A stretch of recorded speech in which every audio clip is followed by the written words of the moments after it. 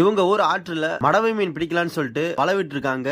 அந்த வலையில பாத்தீங்கன்னா மடவை மீன்கள், கெண்டை மீன்கள் இந்த வலையில அதிகமா பிடிபட்டிருக்கு. இந்த வலை அதிகபட்சமா 200 மீட்டர் வரைக்கும் தான் இருக்கும். அந்த வலையில பாத்தீங்கன்னா இப்படி கொத்து கொத்தா மாட்டிருக்கு. இது எல்லாமே கெண்டை மீன்கள் தான். இதுல சாலா மீன்களும் இருக்கு. வலைய பத்த கைக்கு 1-2 மீன்கள் வந்துகிட்டே தான் இருக்கு. பொதுவா வலையறக்கி வலைய பத்தும்போது வலையில அதிக அளவுல மீன்கள் வந்தாலே நமக்கு ரொம்ப ஜாலியா இருக்கும். வலைய பத்துறதுக்கும் ரொம்ப ஆர்வமாவும் சந்தோஷமாவும் இருக்கும். இந்த வலைய பொறுத்த வரைக்கும் ரொம்ப நேரமா பணிய வைக்க மாட்டேன். வலையறக்கி 1 மணி நேரம் வரைக்கும் பனி வச்சு வலைய பத்த ஆரம்பிச்சிருவாங்க. இப்படி பத்தும்போது இவ்வளவு மீன்கள் மாட்டிருக்கு. எப்போதும் இந்த மாதிரிலாம் மாட்டாது. எப்பயாச்சும் லக்கு இருந்தா மட்டும்தான். மீனவர்கள் எவ்வளவுதான் மீன்களை பிடிச்சாலுமே இந்த மீன்களை பாதுகாப்பா கறி எடுத்துட்டு வந்து விற்பனை பண்றதுக்குள்ளாண்டி போதும் ஆயிடும். ஏன்னா ஒவ்வொரு நாளைக்கு மீன்களோட ரேட்டுகள் ஏறக்குறைய இருக்கும். அதனால என்னவோ சரியான அளவுல விற்பனைக்கு போகாதனால மீன்களுக்கு ஒரு பெரிய ஏமாற்றமும் ஏற்படும். இந்த மடவு மீனை பொறுத்த வரைக்கும் அதிகமா ரேட் எடுக்க மாட்டாங்க. கிலோ 50 அப்படின்னு கோவுனாலுமே அதிகபட்சமா யாரும் வந்து வாங்க மாட்டாங்க. நண்பர்களே, இந்த வீடியோ உங்களுக்கு பிடிச்சிருந்துச்சுன்னா மறக்காம நம்ம சேனலை சப்ஸ்கிரைப் பண்ணி வச்சுக்கோங்க.